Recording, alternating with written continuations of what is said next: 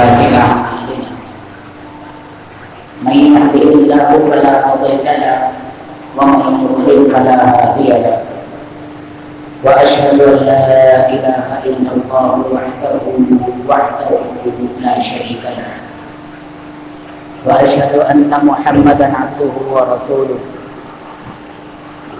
فإن أصدق الكلام كلام الله وخير الهدي هدي محمد صلى الله عليه وسلم وشر الأمور كلها محدثاتها وكل محدثة بدعة وكل بدعة ضلالة وكل ضلالة في النار. أعوذ بالله السميع العليم من الشيطان الرجيم من همزه ونفخه ونفثه. بسم الله الرحمن الرحيم. يا أيها الناس اتقوا ربكم الذي خلقكم من نفس واحدة وخلق منها زوجها وبث منهما رجالا كثيرا ونساء واتقوا الله الذي تساءلون به والأرحام إن الله كان عليكم رقيبا.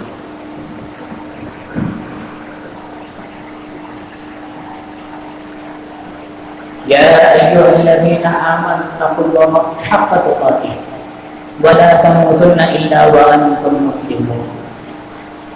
يا أيها الذين آمنوا اتقوا الله وقولوا قولا سديدا يصلح لكم أعمالكم ويغفر لكم ذنوبكم ومن يطع الله ورسوله فقد فاز فوزا عظيما. اللهم صل على محمد وعلى آل محمد كما صليت على إبراهيم وعلى آل إبراهيم إنك حميد مجيد. اللهم بارك على محمد وعلى آل محمد كما باركت على إبراهيم وعلى آل إبراهيم إنك حميد مجيد. اللهم انفعني بما علمتني وعلمني ما ينفعني وزدني علما. رب زدني علما. رب اشرح لي صدري ويسر لي أمري واحلل عقدة من لساني يفقهوا قولي. اللهم إني أسألك علما نافعا وعملا متقبلا ورزقا طيبا. اللہ تعالیٰ سے دعا ہے اللہ پاک حق اور سچ اور شریعت کے مطابق بات کرنے کی توفیق عطا فرمائیں. ہم سب کو اس کو سن کر سمجھ کر عمل کرنے کی اور جیسا شریعت کا حق ہے نہ اس میں کمی ہو نہ زیادتی ہو ویسے آگے پہنچانے کی توفیق عطا فرمائیں.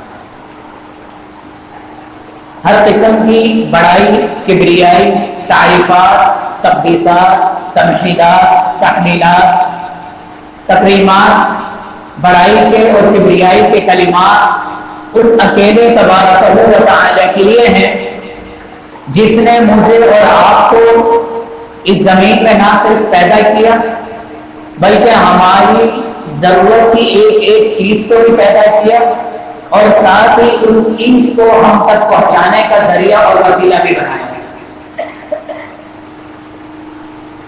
اور ان تمام تر احسانات کے باوجود سب سے بڑا اس کا احسان یہ ہے کہ اس نے مجھے اور آپ کو مسلمان گھرانے میں پیدا کیا, کلمہ توحید سے نوازا. اور یہ کس کے ذریعے ہوا؟ مجھ تک اور آپ تک دین پہنچنے کا تو سب سے اہم جو ذریعہ ہے امام الانبیاء محمد رسول اللہ صلی اللہ علیہ وسلم کی ذات. کہ آپ کی آمد آپ کی بعثت آپ کی رسالت میرے اور آپ کے لیے ہدایت کا ذریعہ ہے اور واحد ذریعہ ہے کہ جس پر ہم چل کر جنت کا راستہ اپنے لیے ممکن بنا سکتے ہیں.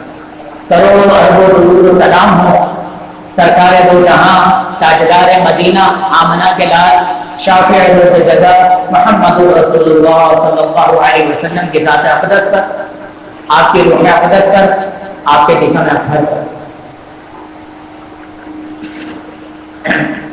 میں اور آپ دن میں تقریباً 17 مرتبہ ایک آیت ضرور پڑھتے ہیں. 17 مرتبہ کس طریقے سے میں کہہ رہا ہوں؟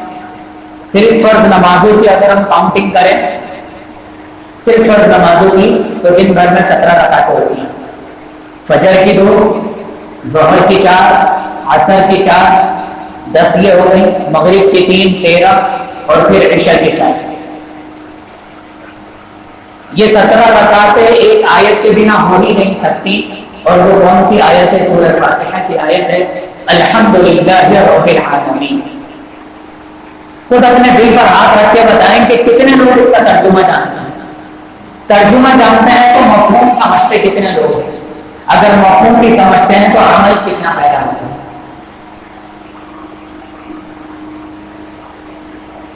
پہلی آیت ہے، ہم سب پڑھتے ہیں الحمدللہ رب العالمین، تمام تر ہم تعریفات للہ اللہ کے لیے۔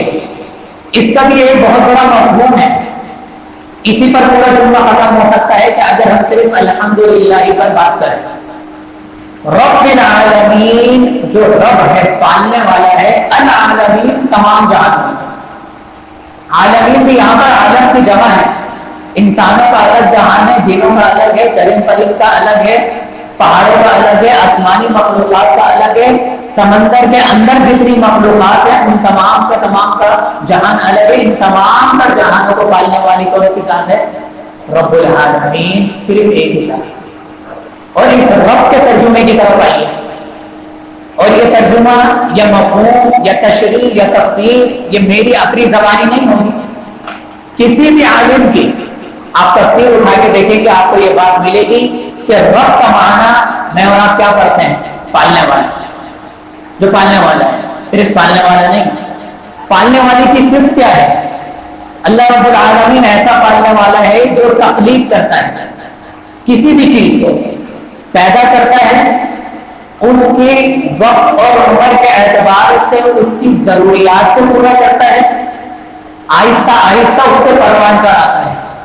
یہ وقت آپ کو ملے گا، آہستہ آہستہ ترتیب کے ساتھ اس کو پروان چڑھاتا ہے، اس کی ایک ایک ضرورت کو پورا کرتا ہے، اور پھر آخرکار اپنی مخلوقات کو سر انجام تک پہنچاتا ہے، پائے تکمیل تک پہنچاتا ہے۔ صرف پیدائش کا مرحلہ دیکھ لیں کہ ایک بچہ ماں کے پیٹ میں ہوتا ہے، کتنا عرصہ وہ وہاں پر رہتا ہے، کتنے مرحلات سے وہ گزرتا ہے، اور پیدا ہونے سے پہلے اس کے سننے کی اور چھونے کی حس بھی آ جاتی ہے۔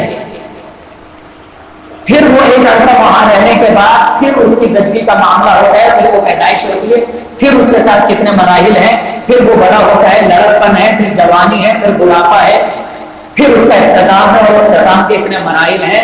یہ تمام تر چیزیں کرنے والا اور صرف ایک کے ساتھ نہیں، اپنے انسانوں میں بھی، جانوروں میں بھی، جنوں میں بھی، پودوں میں بھی، تمام تر مخلوقات کو اس کی ضرورت کی چیزیں مہیا کر رہا ہے، اور پھر بیک وقت ایک ہی وقت۔ ایسا نہیں ہے کہ ہفتے کے اگر 7 دن ہے تو آج انسانوں کی باری ہے، مراد کی کل جنوں کی ہوگی تو پرسوں جانوروں کی ہوگی۔ ایک ہی وقت میں اپنی تمام تر مخلوقات کو وہ پال رہا ہے، اور یہی اس کے رب ہونے کی صفت ہے۔ لیکن کمثلہ شیء، اس کا کوئی ثانی نہیں ہے، اس کی کوئی مثال دی ہی نہیں جاتی۔ تو قاری صاحب جب اللہ تعالیٰ کی کوئی مثال دی نہیں جا سکتی تو رب کی اتنی لمبی تقریر کرنے کا مقصد کیا ہے؟ مقصد ہے اللہ تعالیٰ نے ایک ذات کے ساتھ اپنے اس رب کی صفت کو بیان کیا ہے، ورنہ اللہ کی صفت کسی انسان کے ساتھ نہیں دکھا سکتی۔ خود اللہ تعالیٰ نے فرما دیا لیس کمثلہ شیء، کسی بھی چیز کے ساتھ اس کی مثال بیان نہیں کی جا سکتی۔ انسان کو پھر بہت دور کی بات ہے، لیکن اللہ تعالیٰ نے خود بیان کیا ہے۔ 15واں سپارہ اٹھائیے، سورۃ بنی اسرائیل ہے، اس کی آیت نمبر 24 اٹھا کے خود ترجمہ پڑھیے گا۔ اللہ تعالیٰ نے فرمایا کہ وقل رب ارحمہما کما ربیانی صغیرا، اپنے والدین کے لیے دعا کرنی ہے، کس انداز سے کرنی ہے؟ ایک ہی آیت میں 2 جگہ رب کا معنی ہے، رب کا لفظ ہے، اور ایک معنی اللہ تعالیٰ کے لیے اور ایک معنی والدین کے لیے، لفظ ایک ہی ہے، اور اس کا مفہوم میں نے آپ کے سامنے رکھ دیا۔ رب ارحمہما، اے ہمارے رب ان دونوں پر رحم کر دے۔ کس طریقے سے رحم کر دے؟ کما ربیانی صغیرا، جس طریقے سے ہم چھوٹے تھے انہوں نے ہم سے اوپر رحم کیا۔ اب آگے یہ اس کا پریکٹیکلی جائزہ لیتے ہیں، جو صرف رب العالمین کی ہم نے الحمدللہ رب العالمین سے سمجھی ہے، ظاہری طور پر اللہ تعالیٰ نے یہ تمام تر صفات والدین کے ساتھ چھوڑ دی۔ بچہ پیدا ہوتا ہے ظاہری طور پر کس کے ذریعے اللہ تخلیق کرے؟ کسی مشین کے ذریعے؟ صرف دعائیہ کلمات کے ذریعے؟ کہ آسمان سے بچے کو اللہ تعالیٰ بھیجے تھا ہماری دعا کو قبول کر کے؟ ظاہری طور پر اللہ تعالیٰ والدین کو ذریعہ بنا رہا ہے کہ اس کی تخلیق کا پیدا کرنے والا کون ہے؟ اللہ رب العالمین. پھر ظاہری طور پر اس کو کھلانے اور پلانے کا ذریعہ کس کو بنایا؟ کس کو بنایا؟ والدین کو بنایا. پھر ان کو آہستہ آہستہ پروان چلانا. کس طریقے سے ماں سردی اور گرمی سے اپنے بچے کو بچاتی ہے، کیا تکلیفات اٹھاتی ہے، سردی کی راتوں میں خود گیلے میں سو کر اپنے بچے کو سوکھے میں سلاتی ہے.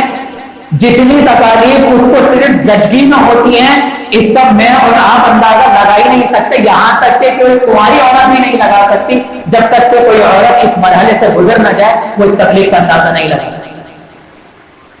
صرف ماں ہی جانتی ہے کہ کیا تکلیفیں اس نے اٹھائی، اور صرف ماں جیسے ہی ہستی اللہ تعالیٰ نے اس کے اندر یہ رحم کا مادہ رکھا.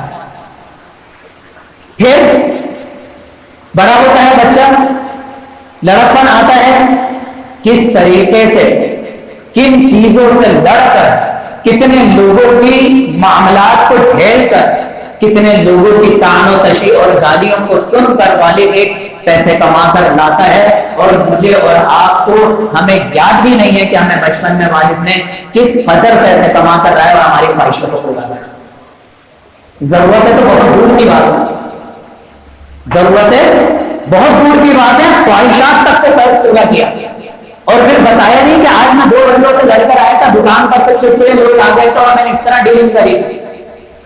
کچھ نہیں بتاتا باپ گھر میں آنے کے بعد، صرف اور صرف اپنے بچوں کو پیار کی نظر سے دیکھتا ہے اور ان سے شفقت سے پوچھتا ہے کہ کس چیز کی ضرورت ہے.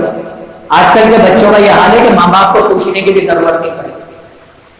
ابھی باپ گھر میں آیا ہی ہے کہ بچے چمٹ جاتے ہیں اور دن بھر کی جتنی خواہشات ان کے ذہن کو ہوتی ہیں سب بول دیتے ہیں. کبھی یاد ہے کہ باپ نے بولا کہ آج اتنے پیسے نہیں ہیں اور اتنی مشکل سے کمائے؟ یہی وجہ ہے کہ اللہ تعالیٰ نے جہاں پر اپنی عبادت کا حکم دیا ہے. آیت نمبر 24 بتائی تھی میں نے سورہ بنی اسرائیل کی، اسی سے ایک آیت پیچھے آ جائیں، آیت نمبر 23. اور یہ حوالے اسی لیے دیے جاتے ہیں کہ آپ جب جمعے کے بعد خود بھی قرآن کھول کر پڑھیں، سمجھیں، پورا جمعہ ریوائز ہو جائے گا اور جا کے اپنے گھر والوں کو، اپنے دوستوں کو، اپنی محفلوں میں اس چیز کا ذکر کریں. کیا فرماتا ہے اللہ تعالیٰ حکم دے رہا ہے کہ اللہ تعالیٰ کے سوا کسی کی عبادت نہیں کرے. توحید کا درس دیا جا رہا ہے.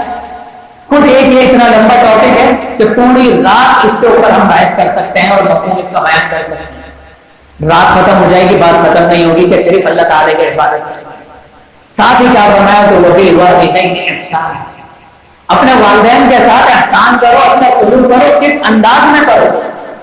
جس طریقے سے صرف نماز پڑھنے کا حکم نہیں دیا، نماز کے اوقات بھی بتائے، پھر اول اور آخر وقت بھی بتایا کہ اسی کے اندر وقت نماز پڑھنی ہے، پھر نماز کا طریقہ بھی بتایا، پھر نماز کی شرائط بھی بتائیں، پھر اس کی دعائیں بھی بتائیں، دعائیں بھی ایک ایک رکن کی الگ الگ دعا بتائی، اور پھر اس کے بعد اگر ہمارا دھیان کہیں چلا جاتا ہے نماز کے اندر، اس سے بچنے کا طریقہ بھی بتایا، اس کی بھی دعا بتائی کہ اعوذ باللہ من الشیطان الرجیم، اور پھر دھیان رکھنے کے لیے بھی تعلیم دی کہ انت اعبد اللہ کانک تراہ، نماز میں دھیان ایسا رکھو جیسے تم اللہ تعالیٰ کو دیکھ رہے ہو.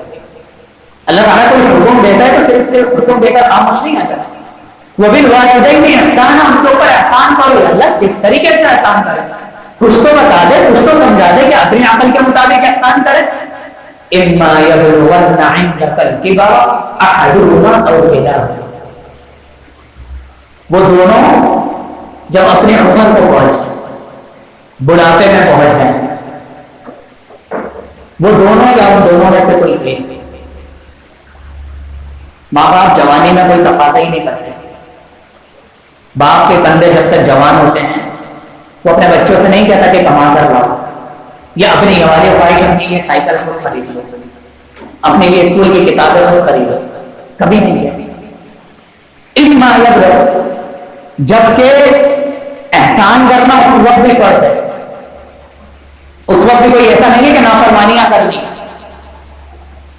لیکن خاص کر بتایا جا رہا ہے جب باپ کے کندھے تھک جائے. محنت کر کے اس کی ہڈیوں سے دودھ کا کم ہو جائے, کمر اس کی جھک جائے, یہ ظاہری طور پر اس کو کوئی بیماری آ پہنچ جائے. والدہ تمہاری لیے کھانا اس طریقے سے نہیں بنا سکتی. گھر کی صفائی, گھر کے کپڑے استری کرنا, دوسروں کو ڈیل کرنا, سارے معاملات اب اس طریقے سے نہیں کر سکتی. ماں کے بھی کندھے جھک گئے. اما یبلغن عندک الکبر احدهما او کلاهما فلا تقل لهما اف. جب اس کیفیت کو پہنچ جائیں تو اف تک نہیں کر سکتے. معنی کیا ہے اف کا؟ کبھی سمجھے تو صحیح کہ اف ہے کیا چیز. وقت تو بڑی آسانی سے بیان ہو گیا اور ہم نے بھی اس کو پڑھ کر کبھی سمجھنے کی کوشش نہیں کری. قرآن کتنی دفعہ پڑھتے ہیں ہم رمضان میں اور غیر رمضان میں, لیکن کبھی اس لفظ پر آنے کے بعد کبھی رکے ہیں, غور کیا ہے, سنا ہے, یا کسی سے پوچھ لیا ہو کہ اس کا مطلب کیا ہے. یہ اٹھ والا اٹھ نہیں ہے جو ہم تکلیف میں اٹھ کرتے ہیں, یہ ایک بیداری ہے. اٹھ ایک بیداری کا نام ہے. کس طریقے سے؟ بچہ گیا ہوا تھا کام پر, 12-13 سال کا, 15-18 سال کا لڑکا ہے, کام پر گیا ہوا تھا, باس کی باتیں سنی, سفر سے لڑا, سب کچھ کیا, اور پھر 3 مالے گھر پر چڑھنا. ابھی وہ قدم رکھتا ہی گھر میں کہ ماں بولتی بیٹا یہ دہی لے کر آ, میں یہ چیز بھول گئی, مجھے میسج کرنا بھول گئی, یہ کام کر لیا. کیا چہرے پہ تاثرات ہو جائے. یار امی آپ پہلے نہیں بول سکتے ہیں, مجھے میسج نہیں کر سکتی, مجھے فون نہیں کر سکتی. یہ ہے بیزاری, یہ ہے اٹھ کہ آپ نے ان کی بات پر اٹھ کیسے کر دیا. صرف اپنے بارے میں سوچ رہے ہو, نہیں سوچ رہے کہ وہ صبح کی اٹھی ہوئی ہے, پورے گھر کی صفائی کری, کھانا پکایا, دوپہر کا الگ, شام کا الگ, ساس کا مزاج الگ دیکھنا ہے, نند کا الگ دیکھنا ہے, بھاؤجوں کا الگ دیکھنا ہے, پھر اپنے شوہر کا مزاج الگ دیکھنا ہے. جتنے معاملات اس کے ساتھ ہو رہے ہیں دن بھر میں, ہم تو سوچتے بھی نہیں ہیں اور چاہتے بھی ہم یہی ہے نا کہ 20-22 سال کی جو لڑکی کو ہم لے کر آتے ہیں اپنے گھر میں, ہم اس سے وہ ساری میچورنس چاہتے ہیں, وہ سارا شعور چاہتے ہیں جو خود ہماری ماں کو سیکھتے سیکھتے 40 سال ہو جائے. ہم چاہتے ہیں وہ پورے گھر کو اسی طریقے سے ڈیل کرے جس طرح میں لے کر چلیں گے. بھائی تمہیں چلتے ہوئے کتنے سال ہو گئے, ابھی بھی تمہاری نندیں تم سے ناراض ہو جاتی ہیں, تمہاری ساس کو تم سے کوئی شکایت ہو جاتی ہے, تمہارے اپنے بچوں کو تم سے, تمہارے شوہر کو تم سے شکایت ہو جاتی ہے, وہ آئی بھی ابھی اس کو 1 مہینہ 1 سال نہیں ہو, اور کیسے پورے گھر کو ڈیل کر سکتی ہے.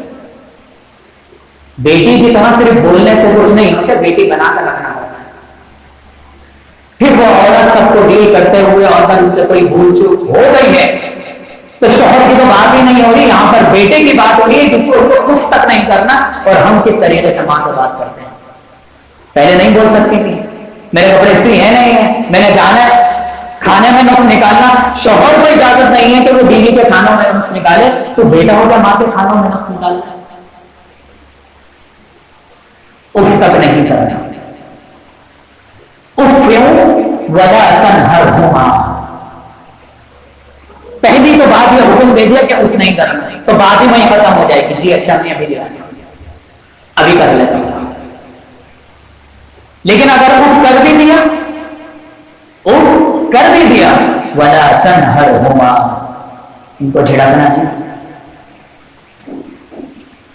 تمہیں بری بھی لگی ہے نا یہ بات, تھوڑی سی تمہیں تھکاوٹ تمہارے ذہن پر حاصل ہو گئی, جی اچھا بھی لے آتا ہوں, وہاں تھوڑی ذرا واش روم سے ہو لوں, پھر ہو گیا, لے لو ان سے پیسے, منع نہیں کرو ان کے کام. کچھ بھی لفظ اپنے منہ سے نہیں نکالو, تمہاری یہ جو اٹھ ہے تمہارے اندر ہی دب جانی چاہیے. کیا پتہ اللہ تعالیٰ اس پر بھی گناہ دے دے, جو وہاں کی بات پر بیزار ہوئے ہو, جو تمہارے اندر دل میں آئی ہے خالی. لیکن ظاہری طور پر اللہ تعالیٰ کیا فرما رہا ہے کہ پہلا کام ہے اس تک نہ کرو, ولا تنہرہما, ان کو جھڑکنا نہیں, بالکل بھی نہیں جھڑکنا. پھر کیا کریں, چپ بھی نہیں رہا جا رہا. فرسٹریشن اتنی آج کل کے نوجوانوں کے اندر, ٹریفک کا معاملہ ایسا ہے, پھر چل کر آتے ہیں, جان بھی نہیں ہے کہ 3 مالے چڑھ کر سانس پھول جاتی ہے. وَقُلْ لَهُمَا قَوْلًا كَرِيمًا, اگر تم نے اپنی زبان سے کوئی بات نکالنی ہی ہے, وَقُلْ لَهُمَا قَوْلًا كَرِيمًا, دو دفعہ وَقُلْ تو کہو, قَوْلًا ایسی بات, کریما بڑی عزت والی, اکرام والی, احترام والی, محترم الفاظ اپنے ذہن سے. کب نکالیں گے محترم زبان اپنے زبان سے الفاظ؟ جب ہمیں سکھائے گئے ہوں، جب ہم نے خود سیکھے ہوں. ماں تو پھر دور کی بات ہے، بڑے بھائی والد سے ہم کس طریقے سے بات کرتے ہیں. کام پہ بھی جاتے ہیں تو بہت سی صرف سامنے عزت کرتے ہیں، پیٹھ پیچھے میں اپنے کولیگ سے، اپنے اسٹاف ممبر سے کس طریقے سے ان کی برائیاں کر رہے ہوتے ہیں. کیوں؟ اچھے الفاظ ہیں ہی نہیں بڑوں میں بولنے کے، برداشت ہی نہیں ہے. گھر میں والدین بھی برداشت نہیں ہے تو آفس میں باس کی کیسے ہوگی؟ سوال یہ بھی تو پیدا ہوتا ہے، میرے باپ نے کبھی مجھے ہاتھ نہیں لگایا تو ہم نے اونچی آواز سے کیسے بات کی؟ بڑوں کی عزت کا ہم نے خود سوچا ہی نہیں ہے. وَقُلْ لَهُمَا قَوْلًا كَرِيمًا. جب بھی بات کرو، اگر کچھ کہنا چاہ رہے ہو اپنے والدین کو، پہلا حکم کچھ بھی نہیں کہنا، فوراً بات ماننی. دوسرا حکم بنا کر ہر ہونا جھڑکنا نہیں ہے، اپنے اندر لے لیں گے جو بھی غصہ ہے، جو بھی بیکاریت ہے. تیسرا حکم وَقُلْ لَهُمَا قَوْلًا كَرِيمًا. اگر تم نے ان سے کچھ کہنا ہے تو بڑے احترام اور بڑے اکرام کے ساتھ. خود سمجھ سکتے ہیں کہ ہم احترام والے الفاظ کون سے ہیں. میں یہ سمجھتا ہوں جی اچھا کے علاوہ کچھ نہیں. جی والدین کے ساتھ اس کے علاوہ کچھ ہے ہی نہیں. سب اپنی پریشانیاں بعد میں تم ان کا ذکر کر لیں، لیکن اس کے علاوہ کچھ اور نہیں. اور جب ایک انسان یہ کام کرتا ہے، والد کا ہاتھ بٹاتا ہے، اور پھر میں تو یہ کہوں گا کہ کوئی ایک دن تو ماں کو چھٹی کر دو. کوئی ایک دن، ہماری بھی ایک دن کی چھٹی ہوتی ہے نا، اب تو 2 دن کی ہو جائے. اتوار کے دن ماں کی اور ذمہ داریاں بڑھ جاتی ہیں. کوئی ایک دن تو چھٹی کر دو. کبھی تو سوچو کہ آج اپنی آپ بستر نہیں کریے کہ آج میں سب کے بستر کروں. برتن دھونے میں ہچکچاہٹ آ رہی ہے، دسترخوان اٹھا کے دیکھو. دسترخوان نہیں لگایا جا رہا، صرف ماں سے برتن لا کے دسترخوان پہ رکھا. ہمارے مردوں کا حال کیا ہے؟ دسترخوان پہ بیٹھ جاتے ہیں چوڑیوں کی. صحیح ہے، ان کا حق ہے بیٹھے. کیوں نوکرانی سمجھا ہوا ہے ماں کو یا بہن کی؟ چلے کوئی ایک دن تو اپنے لیے بانٹیں کہ آج آپ نے یہ نہیں کرنا، آج ہم کریں گے یہ کام. کیا اس کو چھٹی کرنے کا حق نہیں ہے؟ اس کو آرام کرنے کا حق نہیں ہے؟ ضروری ہے کہ ماں بولے کہ میرے پیروں میں درد ہو رہے، کیا ہم خود سے نہیں دبا سکتے؟ خود سے ان کی طرف مسکرا کر نہیں دیکھ سکتے؟ اپنا رویہ ایسا نہیں کر سکتے کہ ان کے چہرے پر ہماری وجہ سے مسکراہٹ آ جائے؟ کر سکتے ہیں، صرف کرتے نہیں، دھیان ہی نہیں. اور ایک بات اور بھی ذہن میں رکھیے والدین، اگر واقعی اولاد کی طرف سے خون کے آنسو مل رہے ہیں تمام تر کوششوں کے باوجود، تو کہیں نہ کہیں والدین کی غلطی ہے. یہ ایک الگ ٹاپک ہے، اولاد کی تربیت پر انشاءاللہ پھر کبھی موقع ملا تو اس کو بھی ہم بنیاد سے لے کر چلیں گے انشاءاللہ. لیکن ہم نے اپنے والدین کے کندھوں کے جب جھک جائیں تو ان کو کس طریقے سے خیال کرنا ہے، اف تک نہیں کرنا. اور پھر ان تمام تر چیزوں کے باوجود اللہ تعالیٰ کیا فرما رہا ہے اگلی آیت میں؟ تم یہ سارے کام کر رہے ہو، پھر اللہ تعالیٰ سے دعا کس طریقے سے کرنی ہے؟ وَخْفِضْ لَهُمَا جَنَاحَ الذُّلِّ. ان کے آگے اپنے دونوں ہاتھوں کو پھیلا دو. وَخْفِضْ لَهُمَا جَنَاحَ الذُّلِّ. اپنے دونوں ہاتھوں کو ان کے آگے پھیلا دو. کس طریقے سے پھیلا دو؟ مِنَ الذُّلِّ، ذلالت کے ساتھ. یہ ذلیل عزت ذلت والا نہیں ہے، یہ عاجزی والا ہے. یہ اللہ تعالیٰ کی عبادت کے لیے بھی آتا ہے. جو شخص اللہ تعالیٰ کے سامنے ذلیل ہو کر اللہ سے مانگتا ہے، یعنی کہ اپنے آپ کو بالکل کمتر سمجھ کر عاجزی اور انکساری کے ساتھ مانگتا ہے، تو اللہ تعالیٰ اس کو ضرور دیتا ہے. یہ والا ذل ہے، وَخْفِضْ لَهُمَا جَنَاحَ الذُّلِّ. اپنے دونوں ہاتھوں کو پھیلا دو ان کے آگے، بالکل عاجزی انکساری کے ساتھ. ان کو خود پکڑ کر لے کے جاؤ باتھ روم تک، ان کی چپلیں سیدھی کرو، کوئی چیز ان کو ضرورت ہے ان کو لا کر دو. ان کے بولنے سے پہلے ان کے ہاتھ پیر دباؤ، بولنے سے پہلے ان کے آگے پانی کا گلاس رکھو، بولنے سے پہلے ان کے آگے دسترخوان میں سے روٹی نکال کر. من الذل، عاجزی کے ساتھ، انکساری کے ساتھ. اور پھر اللہ تعالیٰ سے کیا دعا کرنی ہے؟ پھر اللہ تعالیٰ سے کیا دعا کرنی ہے؟ اللہ میں کچھ بھی کر کے ان کا حق ادا نہیں کر سکتا. وَقُلْ رَبِّ ارْحَمْهُمَا كَمَا رَبَّيَانِي صَغِيرًا. اب آئیے وہ دعا جس کی مثال میں نے پہلے بھی دی. یا اللہ میں سب کچھ کر کے بھی ان کا حق ادا نہیں کر سکتا، تو تو ان پر ویسا رحم کر دے جیسا بچپن میں ہمارے اوپر رحم کیا. مجھے یاد نہیں میں نے کتنی ضدیں کری، میں نے کتنی مرتبہ بستر پر پیشاب نکال دیا تھا، کتنی مرتبہ مجھے سردی اور گرمی سے اللہ تعالیٰ میرے والدین نے مجھے بچایا تھا. تو اس طریقے سے ان کے اوپر رحم فرما دے جس طریقے سے انہوں نے مجھے ہر مشکل میں میرے اوپر سے اپنا رحم فرمایا. وَقُلْ رَبِّ ارْحَمْهُمَا كَمَا رَبَّيَانِي صَغِيرًا. بات صرف ماں کی ہی ہو گئی، وقت کی کمی کی وجہ سے والد کا بھی یہی مقام ہے. صرف ایک حدیث بیان کروں گا، صرف ایک حدیث، بات پوری انشاءاللہ سمجھنا آ جائے گی. نبی کریم صلی اللہ علیہ وسلم کے پاس شکایت پہنچتی ہے کہ میرے والد صاحب جو ہے میری جیب سے پیسے لے لیتے ہیں، میرے والد صاحب میری جیب سے پیسے لے لیتے ہیں، مجھے اس چیز کی شکایت ہے، مجھ سے بنا پوچھے. آپ صلی اللہ علیہ وسلم والد کو بلاتے ہیں.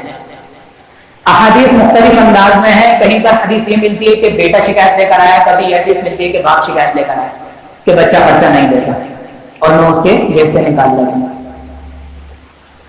زیادہ اشارے بیٹے کے ملتے ہیں. آپ صلی اللہ علیہ وسلم نے والد کو بلوایا اور دونوں کو سامنے بٹھا کر پوچھا کہ یہ صحیح کہہ رہا ہے، تمہارا بیٹا صحیح کہہ رہا ہے، تمہارا بیٹا صحیح کہہ رہا ہے کہ تم نے اس کی جیب سے پیسے نکالے لیتے ہو اپنے خرچے کے لیے؟ بولنا تھا جی یہ مجھے خرچہ ہی نہیں دیتا، میرا ہاتھ تنگ رہتا ہے، مجھے بھی کبھی ضرورت ہوتی ہے، اب میں کما نہیں سکتا. نبی کریم صلی اللہ علیہ وسلم کا انداز بیان دیکھیں، بیٹے کا ہاتھ پکڑتے ہیں، والد کے ہاتھ میں دے دیتے ہیں، بیٹے کا ہاتھ پکڑ کے والد کے ہاتھ میں دیتے ہیں اور فرماتے ہیں انت ومالک لابیک، انت تم یعنی کہ تمہاری پوری ذات، ومالک اور تمہارا جتنا بھی مال ہے، لابیک تمہارے والد کا ہے. اس کو ضرورت نہیں ہے کہ تم جو ہے کہ تم سے اجازت مانگے، اور تمہیں کوئی حق نہیں پہنچتا کہ تم اس کو تڑپاؤ، اس کو ترساؤ، اس کا مخصوص خرچہ باندھ دو. مخصوص نہیں، اتنا باندھ دو کہ وہ خوش ہو جائے. اگر اس کو 3,000 کی ضرورت ہے تم 5,000 باندھ دو، اگر اسے 15 کی ضرورت ہے تو تم 20,000 دو. تم اپنی جانب سے طے کرنے والے کوئی نہیں ہوتے کہ بس میری جیب میں تو اتنا ہے، میرے مہینے کے 5,000 ہے، بس میں آپ کو اتنے میں سے زیادہ نہیں. انت ومالک لابیک، تم یعنی کہ تمہاری پوری ذات. یہ کس نے وجود کھڑا کرا؟ کس نے اس قابل بنایا ہے کہ تم آج معاشرے میں مل کر 10 لوگوں سے بات کر کے تمہارے اندر اتنی قابلیت کون لے کر آیا ہے کہ تم لاکھ روپے کمانے کے قائل ہو؟ کس کی وجہ سے؟ اسی باپ کی تربیت کی وجہ سے، اسی کی فیس ادا کرنے کی وجہ سے، تمام در خواہشات پوری کرنے کی وجہ سے. کہاں کہاں جا کر اس نے اپنا سر نہیں تھکایا اور پھر تمہاری فیسیں ادا کری، اس وقت جتایا تھا اس نے. تو یہ ہے صرف باپ کی شان. پھر ایک لمبا ٹاپک ہے باپ کی شان میں، لیکن ہم نے یہ دیکھنا ہے کہ انت ومالک لابیک، میں خود، میری ذات، میرا جتنا کمایا ہوا مال ہے سب میرے باپ کے لیے ہے. اس کو میں اس نوبت پر آنے ہی نہ دوں کہ وہ میری جیب سے نکالے. کتنا پریشان ہو کر نکالا ہوا اس باپ نے. کیا وہ چوری کرنے کا عادی ہو خدا نہ خاصا؟ کس قدر پریشان ہوا ہوگا کہ نوبت یہ آ گئی کہ اتنے تو مجھے چاہیے، اب تو میں اس کی جیب سے لے لوں، اور اس کے پاس ہیں، بیٹے کے پاس. اقول قولی ھذا واستغفر اللہ.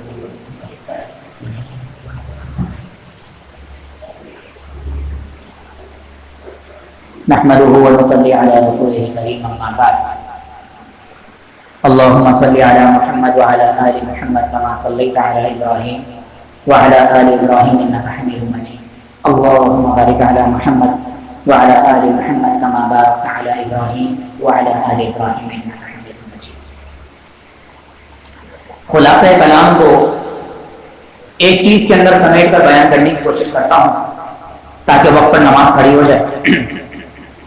ہم نے میٹرک کی کلاس میں ایک کتاب پڑھی تھی، سب یاد کو سب کو آپ کو یاد ہوگا، گزرا ہوا زمانہ. پہلا چیپٹر تھا انگلش اردو کی کتاب میٹرک کی. کبھی ہاتھ لگ جائے تو وہ دوبارہ پڑھی. اسی سے ملتا جلتا ایک سبق ہے، ایک کلام ہے ایک شخص کے بارے میں جس نے اپنی آپ بیتی لکھی تقریر. کہتا ہے کہ جب میں پیدا ہوا تو گھر میں بڑی خوشیاں ہیں، ہر شخص مجھے دیکھ کر خوش ہو رہا، مبارکبادیں دے رہے ہیں، مٹھائی بٹ رہی ہے، مہمان آ رہے ہیں، جو آ رہے ہیں مجھے پیار کرتے ہیں. مجھے تو پتہ ہی نہیں تھا کہ میں کالا ہوں، گورا ہوں، خوبصورت ہوں، بدصورت ہوں، کیسا ہوں. ہر شخص مجھ سے پیار کر رہا ہے. میں رو رہا ہوں تو بھی مجھ سے پیار کر رہا ہے، میں ہنس رہا ہوں تو بھی مجھ سے پیار کر رہا ہے. میرا پیشاب نکل جاتا تھا تو ماں فوراً اٹھتی تھی یا کوئی بھی مجھے اٹھاتا تھا، فوراً مجھے صاف کر کے نرم اور گرم بستر پر آرام سے صاف ستھرے بستر میں لٹا دیا. میں پیشاب پخانا بھی کر رہا ہوں، پوٹی بھی کر رہا ہوں، کوئی مجھ سے کراہیت محسوس نہیں کر رہا تھا اور سب مجھے اچھا سمجھ رہے تھے، کھلا رہے تھے، پلا رہے تھے. گویا کوئی یہ چاہتا ہی نہیں تھا کہ مجھے کوئی غم آئے، تکلیف آئے، میں رو نہیں. پھر تھوڑا سا بڑا ہوا، ہر کوئی مجھ سے کھیلنے لگ گیا. کوئی بھی شخص آتا مجھ سے میری زبان میں کھیلتا. مجھے بولنا نہیں آتا تھا، وہ میری طرح آئے بڑا شائع کرتا تھا اور میرے ساتھ کھیلتا تھا. پھر تھوڑا اور بڑا ہوا، میں اسکول جانے لگا، لوگوں نے میری قابلیت دیکھی، میں بولنے لگا تو میری تعریفیں ہی ہو رہی ہے. اسکول میں بھی گھر میں بھی مجھے انعام ملنے لگے. ہر شخص مجھ سے راضی ہو یا کچھ میری خواہشات پوری کی جائے. یہاں میری زبان سے کوئی بات نکلتی تھی اور وہ چیز کل گھر میں آ جائے گا. پھر نوجوانی کا عالم، ہر کوئی میری خوبصورتی کی تعریف کر رہا ہے.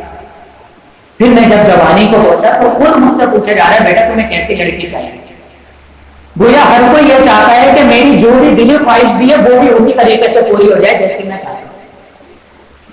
پھر میری شادی ہو گئی. ہر ایک نے مبارکباد دی، ہر ایک نے مجھے بڑا بنایا. پھر بچے ہوئے تو بچے مجھے اس طریقے سے عزت دے رہے ہیں جیسے میں کوئی بادشاہ ہوں. ابو آپ کو یہ چاہیے یہ لا دیتا ہوں، یہ چاہیے یہ لا دیتا ہوں. میں جوان ہو گیا، بالکل طاقتور ہو گیا، 30-35 سال کا. میری حکمرانی گھر میں ایسی ہو گئی جیسے میرے علاوہ ان کا کوئی حکمران اور بادشاہ ہے ہی نہیں. جو میں چاہ رہا ہوں بیوی وہ کر رہی ہے، جو میں چاہ رہا ہوں گھر پہ آ کے وہ کر رہی ہے.